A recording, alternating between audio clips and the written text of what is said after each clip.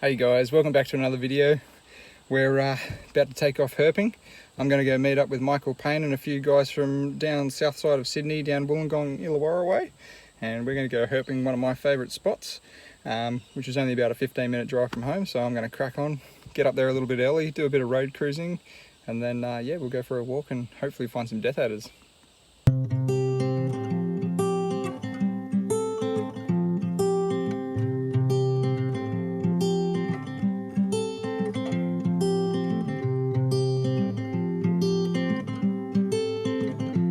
Welcome to Beach's Scaly Beasts, where I focus on the natural keeping of herpetofauna and marine aquaria.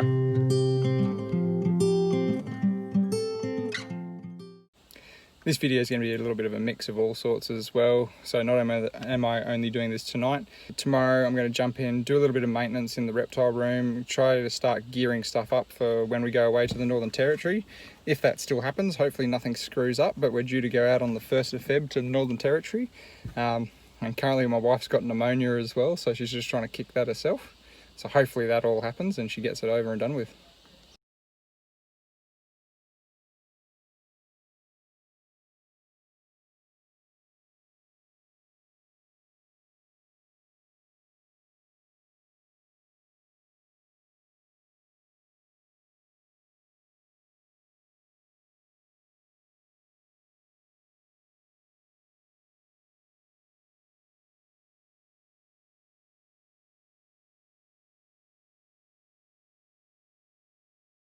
There's not much activity out on the road just yet. I've seen a few skinks and water dragons getting around, but that's about it. But I'm just slowly cruising towards the end of this this road, just seeing if I see anything in my travels. I'm going to stop for a quick beer and stretch my back out a little bit as well, because it's feeling pretty cruddy at the moment. So I don't want to really overdo it tonight if I can avoid it. So anyway, see how we go. Weather's still nice though. There's plenty of light out at the moment. It looks like it might be a little bit of a full moon tonight. Not a full moon, but you know, the moon's actually getting bigger, so that may or may not work to our advantage, I don't think, but we'll see.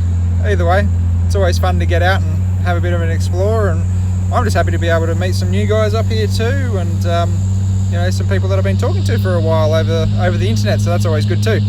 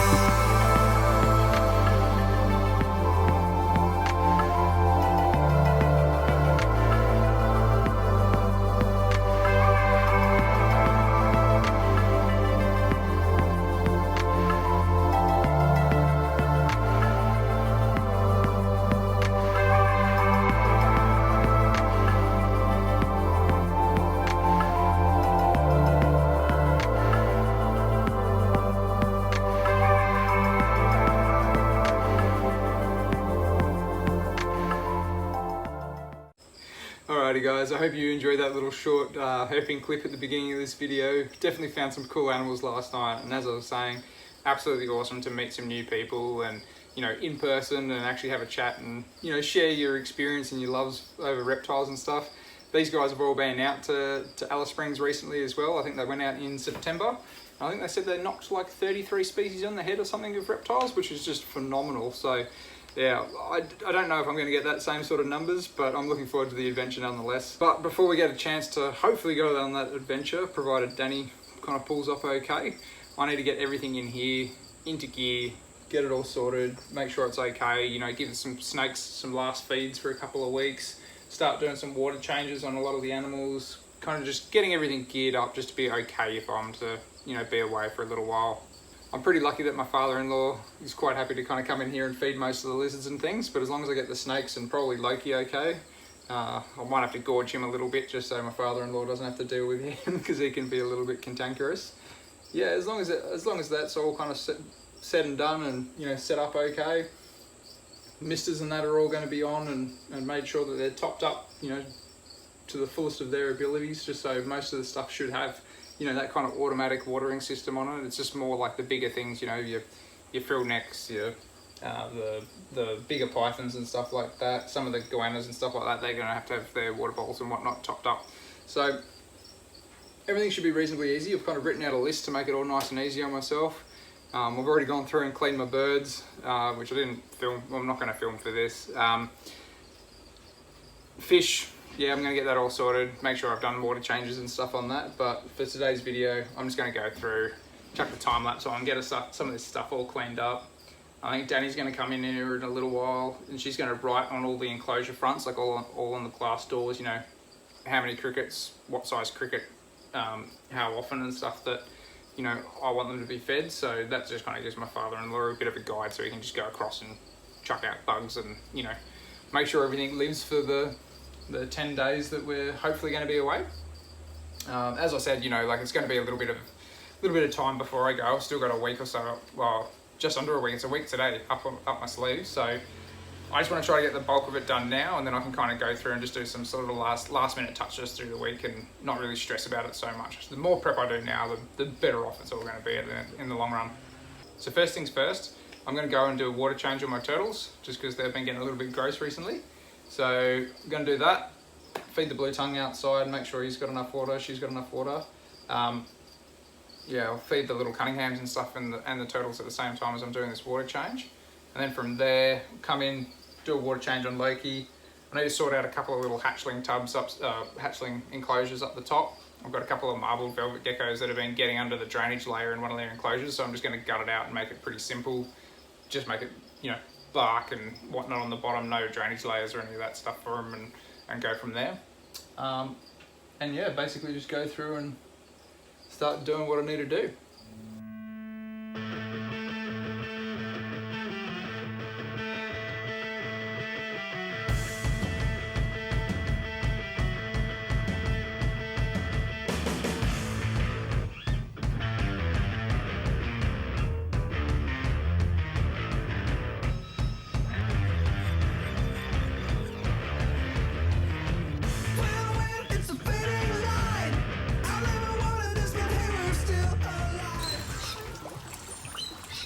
So the turtle pond's had a nice water change. I've also cleaned out the filter, and we've given the little bluey that's remaining here a bit of food. I've also just made sure that that little bit of tarp's actually kind of just raised off the back sort of nest box area there, just so that it's a little bit cooler for the animal too.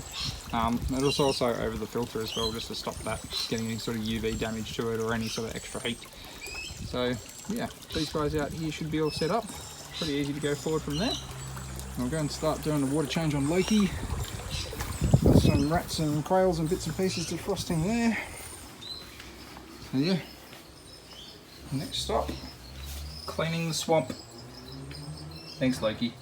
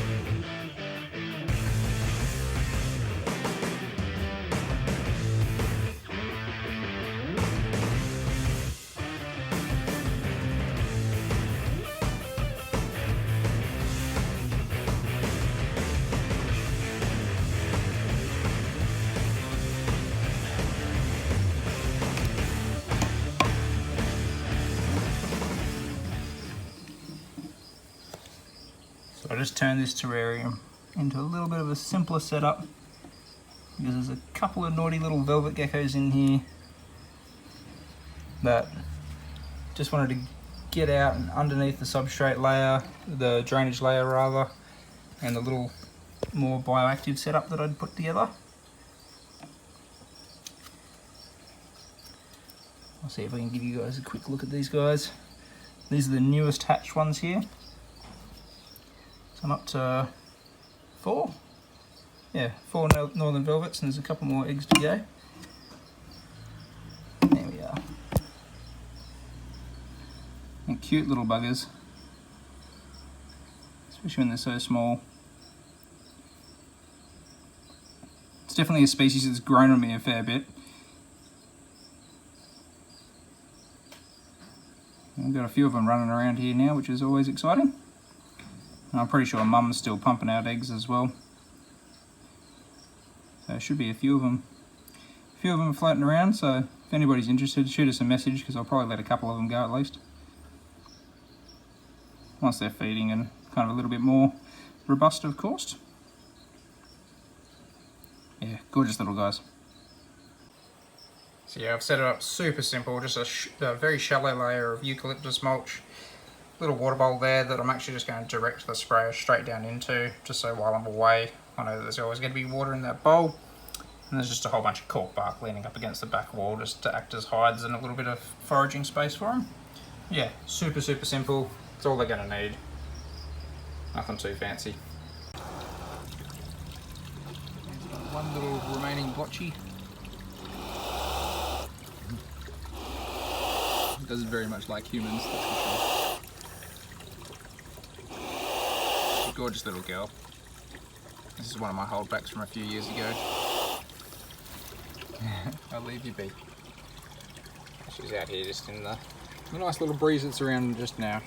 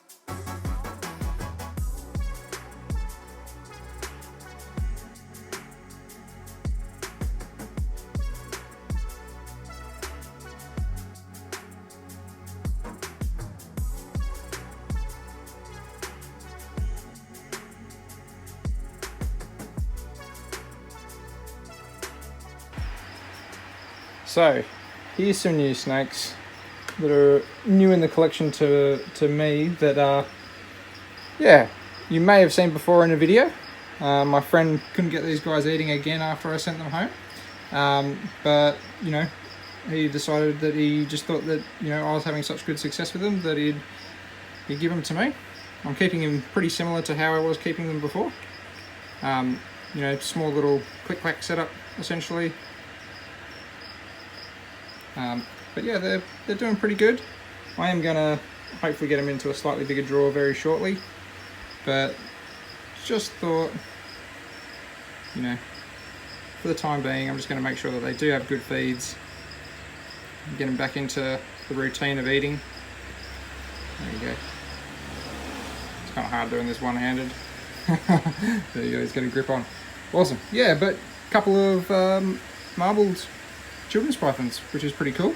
Not a big morph guy myself, but if anything in Antaresia was going to take my fancy, it's always been this gene, so I was pretty happy to take these guys on board. And as you can see, there's one that's like a really nice banana-y yellow, and this one's got heaps of speckling on it as well, which is quite cool. So yeah, it'll be interesting working with these guys for a little while, but we'll see how we go. Jeez, little buddy, that's a big cricket for you.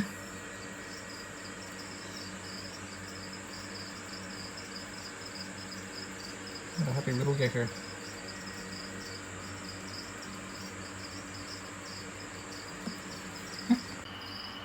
Something I wanted to show you guys quickly is the Morelia Python radio calendar. So I've been very lucky to get sent a copy of this because we had one of our snakes here win a class. I have to find it in here, I think it's the next month. Hey, there we go. Check that out. So I got my diamond python, or one of my diamond pythons, in for November. Yeah, how cool is that? So shout out to the Morelia Python radio guys, Eric and Owen. Thanks guys for the awesome calendar. So Dani's gone around and written everything that she needs over on the little tanks everywhere. She's got neater handwriting than I do, so hopefully my father-in-law can read it all perfectly and help us look after these awesome little critters. But yeah, there's quite a few tanks here to look after, so the snakes should all be good now. I don't think they're really going to need to be touched unless it's a water top-up. It's mainly guys like this, the little lizards, that are going to need a little bit of looking after. Actually, mate, going through a bit of a shed at the moment too. But yeah, most of the hard lifting's all done now. There's going to be a little bit to tinker around with during the coming week just to kind of really make sure that it's all prepped. But fingers crossed, Dani kicks this little bug she's got, and will be hopefully over in the Northern Territory this time next week, which will be absolutely fantastic. So make sure to stick around because we're going to hopefully be bringing you a whole ton of videos from that as well. You know, anything I find over there, we'll definitely be getting a little bit of footage of, you know, where I can. So yeah, make sure to subscribe and check it out for a bit more content down the line. Thanks for watching guys, I'll catch you on the next video.